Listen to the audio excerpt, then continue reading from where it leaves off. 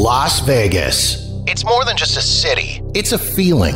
It's that feeling of excitement when you spot the lights of the strip out the airplane window. It's that feeling of awe as you stroll down the boulevard, taking in the sights and sounds. And it's that feeling of satisfaction, knowing that you're in the greatest city in the world. Over 42 million people from around the world share that feeling every year. And I'm one of them. Taking you to the world-famous Vegas Strip and beyond, my name is Jeff, and this is Jeff Does Vegas. Hey there, and welcome to episode number 119 of Jeff Does Vegas. Before we get into this episode of the podcast, I do have a couple of thank yous that I need to pass along. First off, thanks to Anthony Smith from the Vegas true crime blog Mayhem in the Desert for hopping on the podcast for a special bonus episode to have a chat about the recent discoveries of human remains in nearby Lake Mead and their possible connection to mob history. Also, big thanks to Paul Salick, the founder and president of All In Aviation, a unique Las Vegas-based flight school that not only offers people a chance to learn how to be a pilot, but to do it while cruising over cool spots like Hoover Dam, the Grand Canyon, and the Vegas Strip. If you haven't listened to either of these episodes as of yet, hop into the archives at jeffdoesvegas.com or search out Sleeping with the Fishes, The Bodies of Lake Mead, and episode number 118, Flying High, on Apple Podcasts, Spotify, or wherever you get your podcasts. Okay, here we go. On to the show.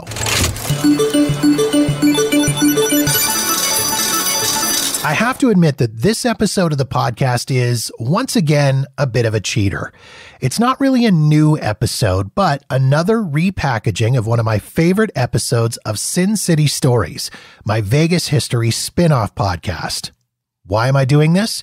Well, July 16th, 2022 marks the 77th anniversary of the detonation of the very first atomic bomb. And although the actual test occurred in the desert just outside the town of Los Alamos, New Mexico, it led to one of the most interesting periods in Nevada's history and a very bizarre tourism industry for the city of Las Vegas. Just as the Cold War with Russia was beginning to heat up, the United States government selected a spot a little over 60 miles away from the glitz and glamour of the Vegas Strip where they could test atomic weapons. The explosions lit up the sky, and the mushroom clouds that came with the blasts could be seen for miles around, including from the rooftops of the hotels in downtown Las Vegas. So exactly how did the nuclear age find its way to Nevada, and what effect did it have on the city of Las Vegas and its culture? That's what you're going to find out as we dive deep into the history of Atomic Vegas. December 7th, 1941, a date which will live in infamy. The Japanese launch a surprise military strike on the United States Naval Base located at Pearl Harbor in Hawaii.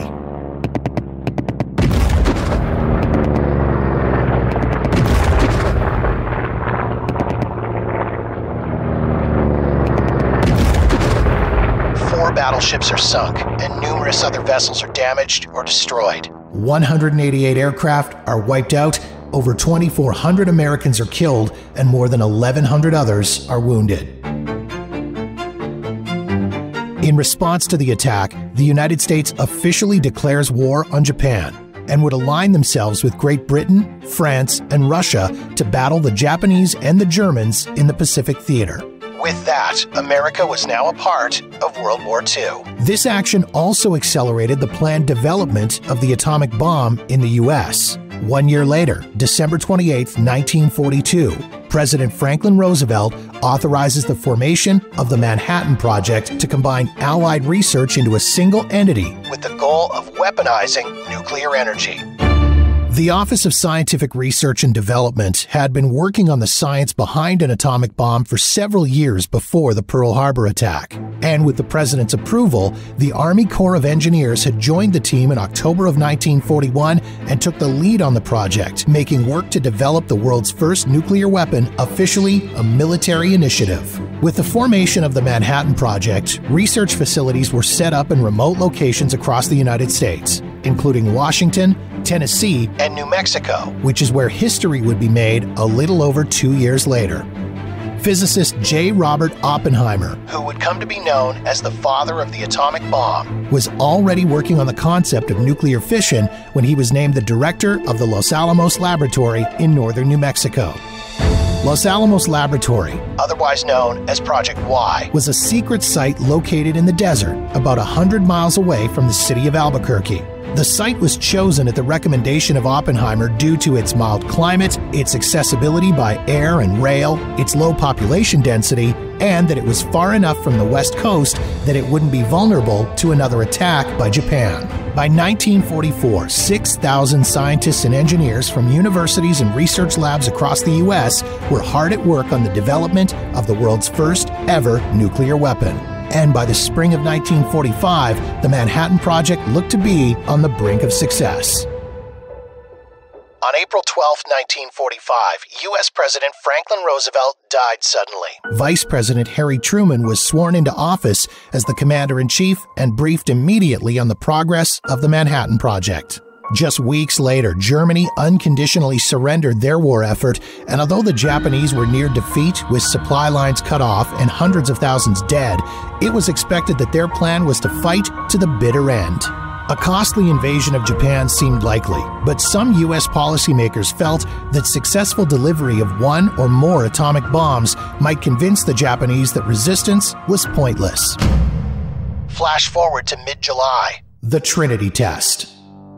Preparation for the test began on July 12th, with the plutonium core being taken to the test site with the non-nuclear components following closely behind.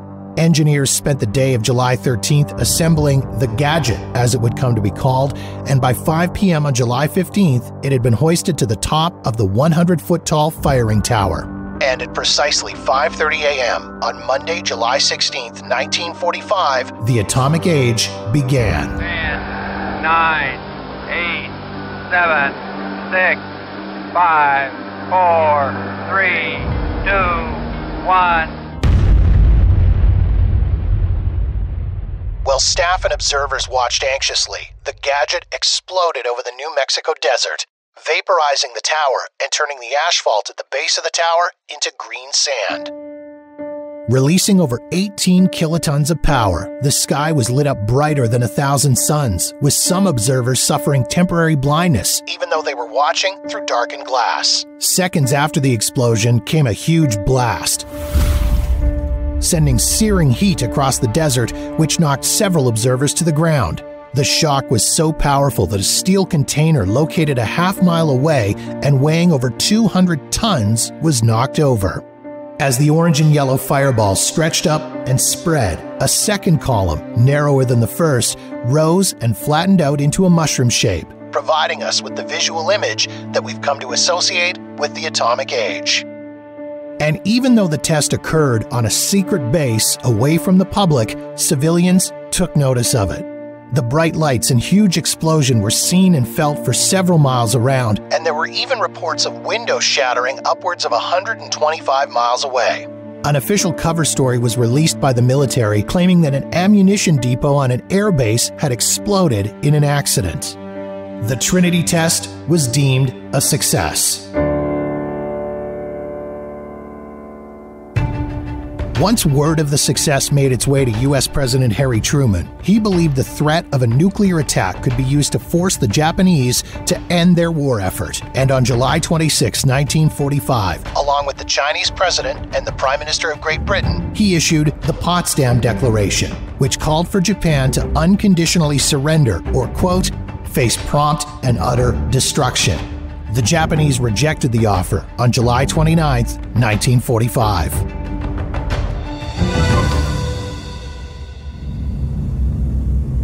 In the early morning hours of August 6, 1945, a B-29 bomber, the Enola Gay, took off from Tinian Island and headed northwest towards the Japanese islands, over 1,500 miles away. Its cargo? A 9,700-pound uranium bomb, nicknamed Little Boy. Its primary target? The city of Hiroshima, an important military and communications center with a population of nearly 300,000. As the Enola Gay neared its target, it climbed to an altitude of 31,000 feet, and at approximately 8:15 a.m. local time, released its payload.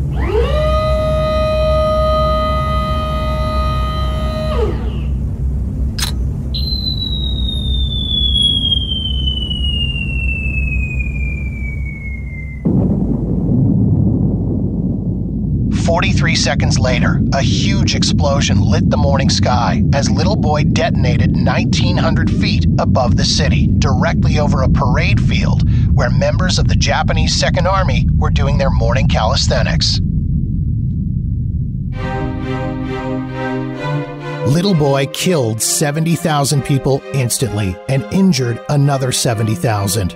The bomb caused total devastation for 5 square miles, with almost all of the buildings in the city either destroyed or damaged.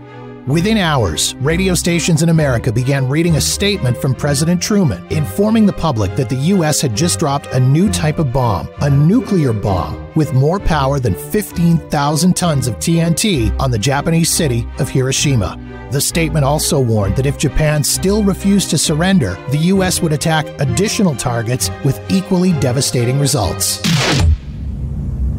3 days later, on August 9th, 1945, the scene would repeat itself. Another B-29 bomber, called Boxcar, loaded with a 10,000-pound bomb nicknamed Fat Man, took off from Tinian and headed towards its primary target of Kokura Arsenal on the northern coast of Kyushu Island. Bad weather and defensive anti-aircraft fire above Kokura forced the pilot to switch to his secondary target, the city of Nagasaki, home to the Mitsubishi plant that had manufactured the torpedoes used in the attack on Pearl Harbor. At an altitude of 29,000 feet, at 11:01 a.m. local time, Boxcar dropped its payload.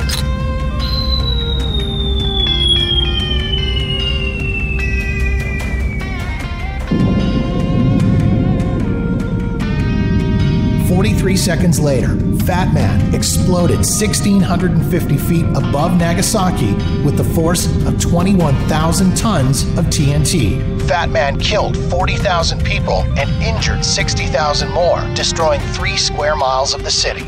5 days later, on August 14, 1945, Japan officially surrendered, ending the war that had begun for the United States with the surprise attack on Pearl Harbor in December of 1941. But I know what you're probably asking right now. What the hell does any of this have to do with Las Vegas? Don't worry, I'm getting to that.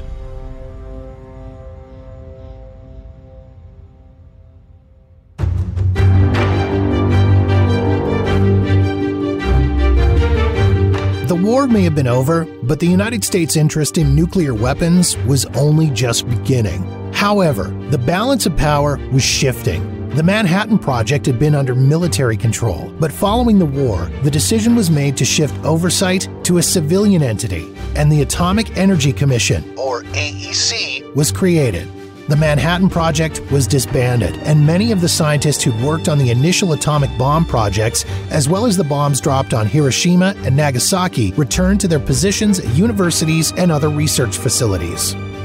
Another major post-war debate was whether or not a permanent continental atomic testing site should be established somewhere in the United States. Some policymakers, including General Dwight D. Eisenhower and U.S. President Harry Truman, had concerns about the idea for several reasons, including the public's fear of radioactive fallout and the safety of nuclear weapons. The United States' first post-war tests were conducted in the Pacific Proving Grounds near the Marshall Islands, and they revealed the difficulties in testing such a great distance from the mainland. The issues were both technical and logistical, affecting supply lines and movement of personnel. As such, both scientists and administrators involved in the program began to see the benefit of a more accessible mainland proving ground. In 1948, a study codenamed Project Nutmeg explored the pros and cons of several potential test sites around the United States. After the preliminary analysis and reports were released, concerns persisted about safety and security, so the decision was made to continue testing in the Pacific, and that the question of a mainland site would only be revisited in the event of a national emergency. That so-called national emergency would come on August 29, 1949. When the Soviet Union conducted their first successful nuclear test, bringing the potential for nuclear war much closer to reality, and the realization that the United States could be a target for nuclear weapons. Then, a little less than a year later, in June 1950, the Korean War began, which caused grave concern among U.S. officials about the safety and security of continuing large-scale nuclear testing programs in the Pacific Proving Ground. Finding a new continental site for testing nuclear weapons immediately became a top priority. The AEC and the Joint Army-Navy Armed Forces Special Weapons Project, or AFSWAP, began to examine possible locations. Initially, 5 spots were considered, including Alamogordo and White Sands, New Mexico, which was the original Trinity test site, Camp Lejeune in North Carolina, the Las Vegas Tonopah Bombing and Gunnery Range north of Las Vegas, Central Nevada near the town of Eureka, and the Dugway Proving Ground and Wendover Bombing Range in Utah.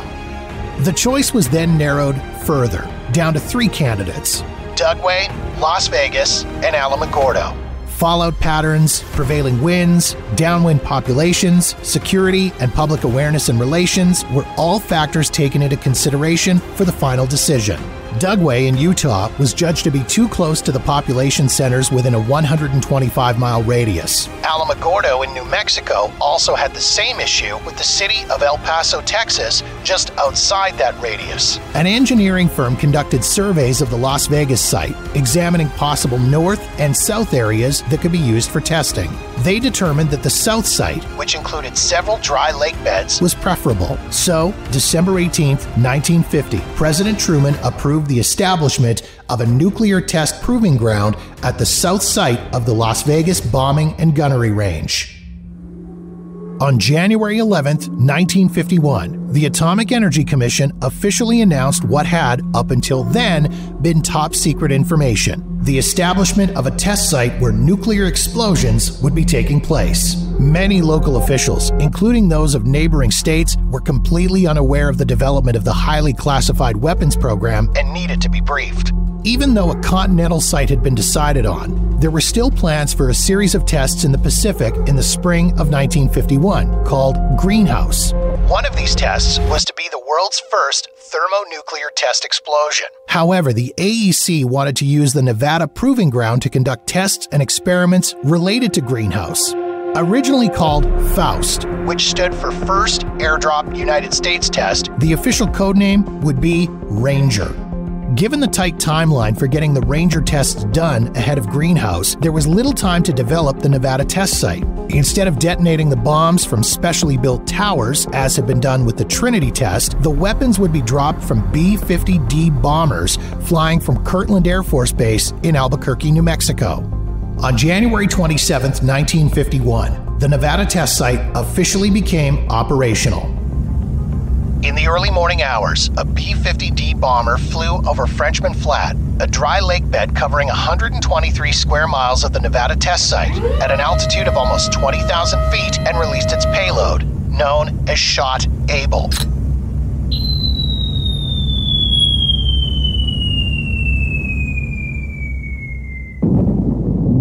The bomb detonated a little over 1,000 feet above ground with a 1 kiloton force, officially sending Nevada into the atomic age. That first blast, although small by comparison to previous nuclear tests elsewhere, was huge news for Las Vegas. One local newspaper, the Las Vegas Review-Journal, broke out the 2-inch tall text for the headline, "Vegans Atomized," with the subheading, "Thousand See, Feel Effects of Detonation." According to the article, in the city of Las Vegas, the flash was followed by a mild earth tremor and a blast of air, like a windstorm, that was felt in an irregular pattern throughout the city. That being said, most slept through the early morning test, and although Las Vegas police reported receiving several calls for about a half hour following the blast, there was no real panic or concern. As an example of the gambling community's relaxed attitude, the Review-Journal cited a craps player at the Golden Nugget who, upon feeling the shock from the test, paused his play, looked around, calmly said, Must be an atomic bomb," then turned back to the table and continued with his game. As time went on, however, the blasts got bigger. Shot Baker, the second test at the site, just 24 hours later, was approximately 8 times more powerful than Able, and left a much bigger impression on the citizens of Las Vegas, with people being shaken out of bed by the early morning blast. shots Easy and Baker 2 followed on February 1st and 2nd respectively, with the grand finale of Operation Ranger, Shot Fox, happening on February 6, 1951. Fox would be by far the largest shot in the Ranger test series, anticipated to be up to 35 kilotons. With a blast of this size, there was some concern among officials. Baker 2, which had been around 8 kilotons, had produced some minor damage in Las Vegas. So what would be the consequences of a blast 4 times as large? Deciding that the Baker 2 effects were, quote, unexplained and freakish blast effects, Fox was given the green light. But a public notice was issued urging people to stay away from windows at the time of the blast, just in case. In the early morning hours of February 6, a B-50D bomber cruising at an altitude of 29,500 feet dropped its payload above Frenchman Flat. And the device detonated at a height of 1,435 feet above the target. Although Fox ended up producing a smaller than anticipated blast of only 22 kilotons, the test was still spectacular, with the mushroom cloud peaking at a height of over 43,000 feet. Las Vegas escaped relatively unscathed.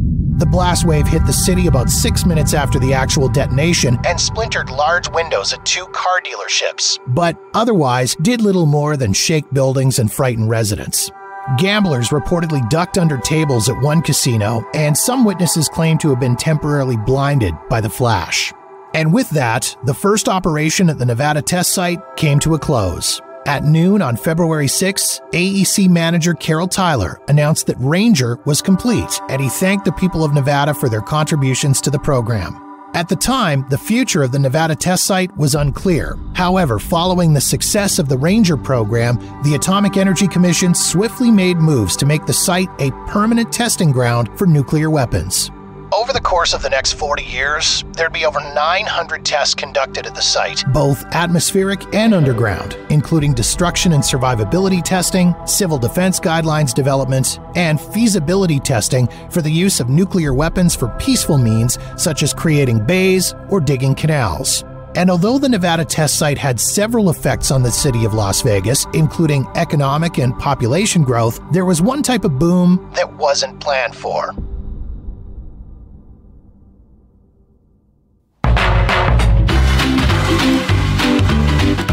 When it was first announced that nuclear testing would be occurring in such close proximity to the city of Las Vegas, several concerns were raised, not the least of which was the worry that the fear of atomic explosions would chase away the tourists. Of course, Vegas being Vegas, the exact opposite happened.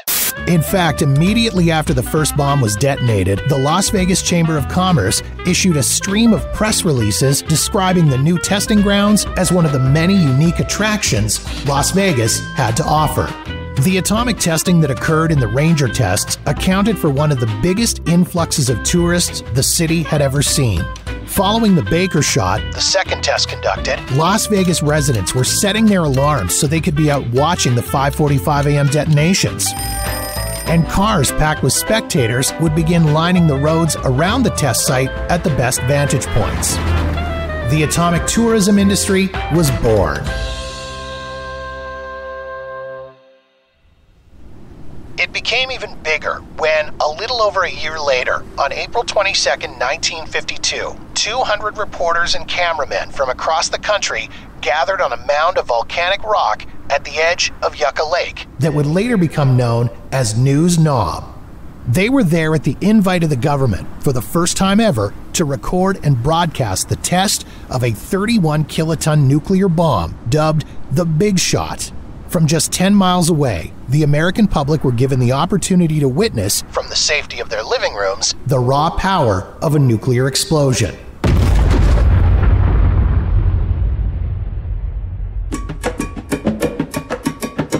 After the televised test, atomic culture swept the nation, with Las Vegas at the center of it all.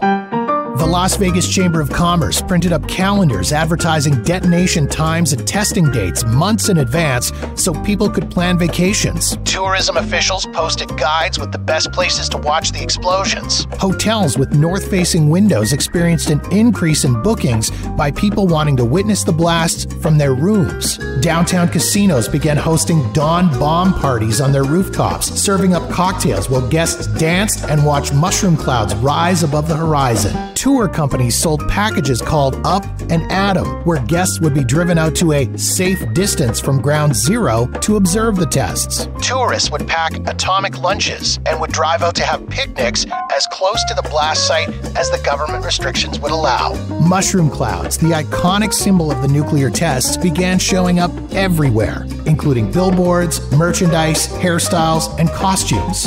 A specialty drink, the atomic cocktail, a concoction of vodka, brandy, cognac, and champagne over ice, began showing up in casino and hotel bars. Legendary casino owner Benny Binion was once quoted as saying, "The best thing to happen to Vegas was the atomic bomb." The atomic craze even led to one of the most bizarre combinations of all time that could really only ever happen in Las Vegas: nuclear bombs and showgirls. On May 9, 1952, Las Vegas dancer Candace King became the first ever atomic pinup girl, as her photo appeared in the Dixon, Illinois Evening Telegraph and the Statesville, North Carolina Daily Record. The caption under the photo read, "Radiating loveliness instead of deadly atomic particles. Candace King, actress appearing at Last Frontier Hotel in Las Vegas, Nevada, dazzled U.S. Marines who participated in recent atomic maneuvers at Yucca Flats. They bestowed upon her the title of Miss Atomic Blast, finding her as awe-inspiring in another way as was the Big Bang." In the spring of 1953, during the Upshot Knothole series of tests, the city of North Las Vegas held its annual beauty contest, with Paula Harris being selected as Miss North Las Vegas. During a movie title-themed parade, Ms. Harris rode on the North Las Vegas Chamber of Commerce float, which was modeled after the film The Atomic City. The sign on the side of the float proclaimed North Las Vegas as, quote, "new and modern as the A-bomb," and Paula was nicknamed Miss A-bomb. In early 1955, the Nevada test site was the home of Operation Teapot, which was used to evaluate the effects of a nuclear attack on civilian communities by measuring how well houses, household items, and clothing would stand up to a blast. The program, known as Operation Q, was plagued by delays, and personnel began calling it Operation Miscue. During one such delay, staff from the program headed to Vegas, where 6 U.S. Army members crowned an unidentified Copa girl at the Sands Hotel Miss Q. And on May 1st, 1955, the Sands released a photo of the showgirl wearing her crown, a mushroom cloud, of course. And on May 24th, 1957, the Las Vegas News Bureau released a photo of the last and arguably the most famous Miss Atomic Bomb of all time, Sands Copa girl Lee A. Merlin. The photo, taken by Las Vegas Sun photographer Don English, featured Ms. Merlin standing in the desert wearing a cotton mushroom cloud on the front of her swimsuit. The picture was distributed nationally, and to this day, the photo continues to appear all over the world in publications and on merchandise. But, as the saying goes, all good things must come to an end.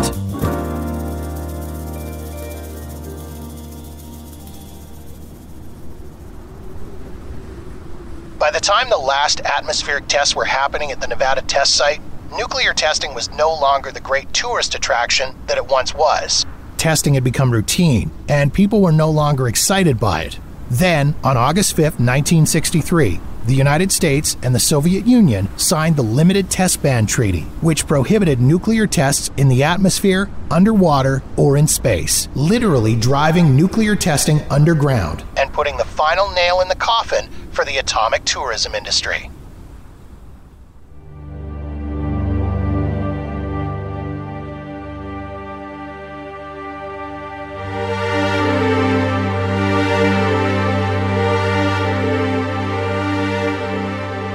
In some ways, the creation of the Nevada test site was good for the region. The population of the Las Vegas area grew by over 160%. Visitation to the city saw a massive increase thanks to the folks who came to town to see the detonations. Thousands of jobs were created in the area, and more than $176 million in federal funds were brought to the region, 2/3 of which went directly back into the Las Vegas economy. But what was the true cost of these tests?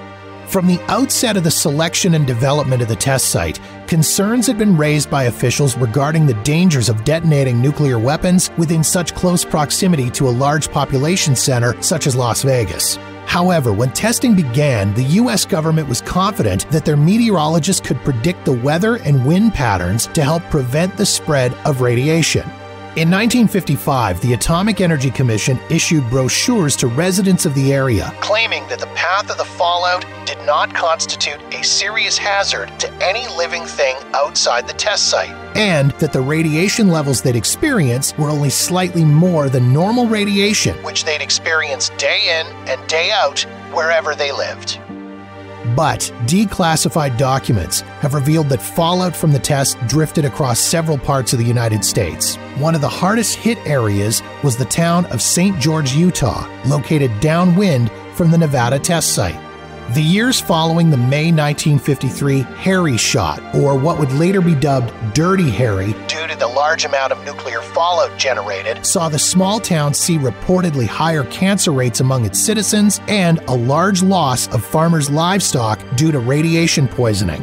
The most famous downwinder case to come out of the Nevada site involved the film The Conqueror, which was shot in the desert just outside St. George in 1956. Several notable Hollywood actors were part of the production, including John Wayne, Agnes Moorehead, and Susan Hayward. But overshadowing the star-powered cast was the revelation that many of those involved in the production developed cancer in the years following. By 1980, 91 of the 220 cast and crew had developed some form of cancer. And of these, 46 had died. Most notably, in 1979, John Wayne had passed away from stomach cancer at the age of 72. And 15 years previously, he'd had a bout with lung cancer, which he'd beaten. Wayne had also been visited by multiple family members while working on the set of The Conqueror, several of whom had also developed cancer or tumors.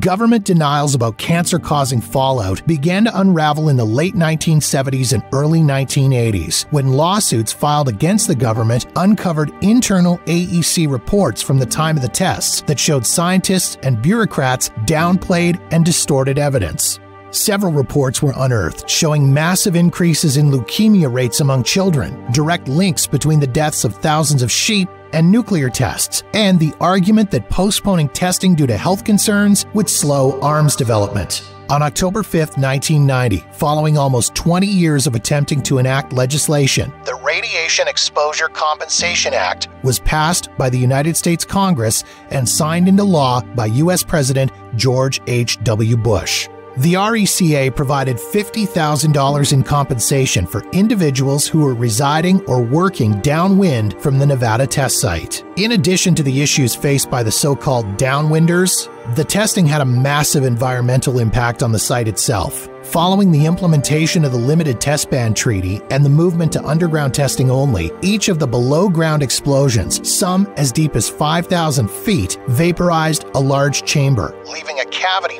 filled with radioactive rubble. When underground explosions ended in 1992, the Department of Energy declared the site to be one of the most radioactively contaminated locations in the United States. In some of the most seriously affected zones, the concentration of radioactivity in groundwater was 50,000 times higher than the federally accepted standard. And although radioactivity levels in water do decline over time, danger could exist for workers and future settlers for tens of thousands of years. The Nevada test site was also a very contentious spot for anti-nuclear protesters. From 1986 to 1994, 536 demonstrations were held on the site involving over 37,000 protesters with over 15,000 people arrested.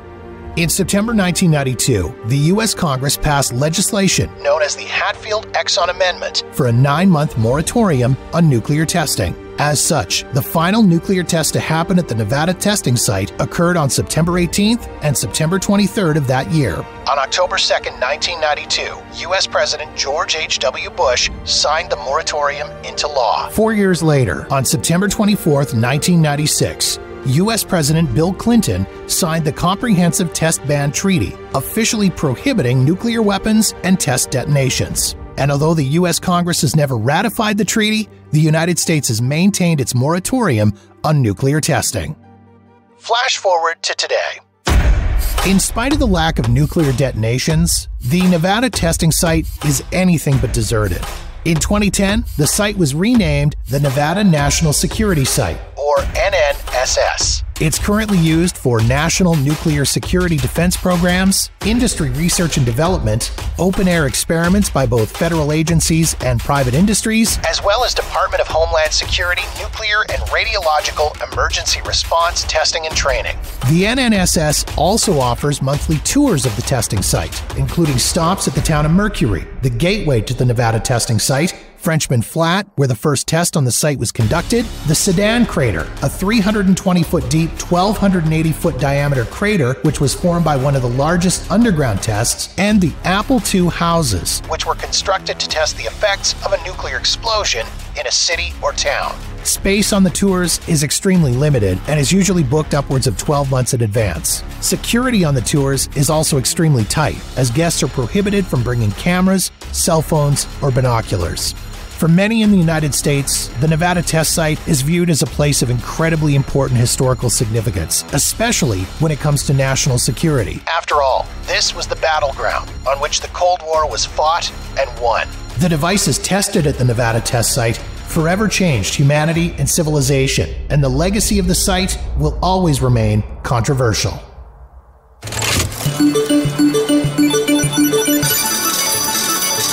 I hope you've enjoyed this trip back in time, exploring one of the most interesting periods in Las Vegas history.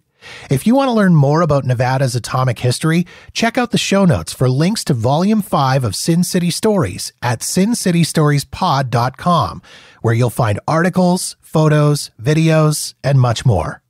Also, if you're visiting Vegas anytime soon, be sure to stop by the National Atomic Testing Museum, just east of the Strip on Flamingo Road. There, you'll learn about the history of atomic testing and nuclear weapons, not only in Nevada, but around the world, as well as see exhibits and artifacts related to this important time in our history. Of course, you can find all these links in the show notes at jeffdoesvegas.com.